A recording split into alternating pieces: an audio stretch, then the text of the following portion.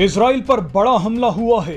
फिलिस्तीन के आतंकी संगठन हमास ने गाजा पट्टी से इजराइल पर एक के बाद एक 5000 रॉकेट दागे हैं।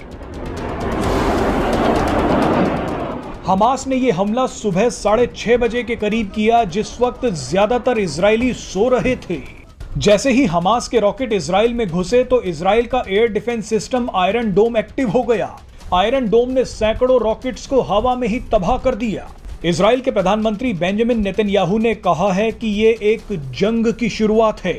हमास को इसकी भारी कीमत चुकानी पड़ेगी। ये जंग हमास ने शुरू की है, लेकिन खत्म इजराइल करेगा। इजराइल पर हमास के हमले ने भारत के लिए बड़ी मुश्किलें पैदा कर दी हैं। इस हमले का खामियाजा भारत को भुगतना पड़ सकता है।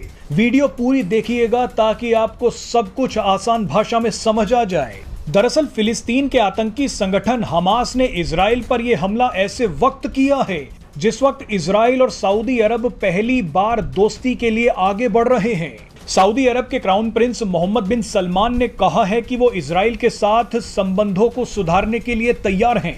अमेरिका के कहने पर इजराइल और सऊदी अरब अपनी दुश्मनी को खत्म करने के लिए तैयार हो गए हैं। सऊदी अरब और इजराइल में दोस्ती का मतलब है कि फिलिस्तीन का मुद्दा पूरी तरह से खत्म हो जाएगा। अभी तक फिलिस्तीन को सऊदी अरब का समर्थन मिल रहा था। सऊदी अरब के समर्थन के बिना फिलिस्तीन का मुद्दा जिंदा ही नहीं रह सकता। अगर सऊदी अरब और इजराइल दोस्ती कर लेते हैं तो फिलिस्तीन जिस यरूशलेम पर कब्जा करने का सपना देख रहा है वो पल भर में चकनाचूर हो जाएगा। लेकिन आपके लिए यह जानना जरूरी है कि अमेरिका सऊदी अरब और इजराइल की दोस्ती क्यों करवाना चाहता है। इसमें एक सबसे बड़ा कारण भारत है। दरअसल अमेरिका चाहता है कि India middle east Europe economic corridor, जिसे आईमेक के नाम से जाना जा रहा है, वो जल्द से जल्द पूरा हो जाए। ये इकोनॉमिक कॉरिडोर भारत से निकलकर सीधा यूरोप तक पहुंचेगा। इस नए इकोनॉमिक कॉरिडोर की घोषणा भारत में हुए G20 शिखर सम्मेलन में हुई थी।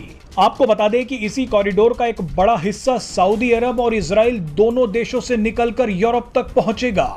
अब अगर सऊदी अरब और इजराइल ही लड़ते रहे तो ये कॉरिडोर यूरोप तक नहीं पहुंच पाएगा। इसी आईमेक कॉरिडोर के लिए अगर सऊदी अरब और इजराइल हाथ मिला लेते हैं तो फिलिस्तीन पूरी तरह से बर्बाद हो जाएगा। अब इसी कॉरिडोर पर चल रही बातचीत को तबाह करने के लिए हमास ने इजराइल पर हमला कर दिया है।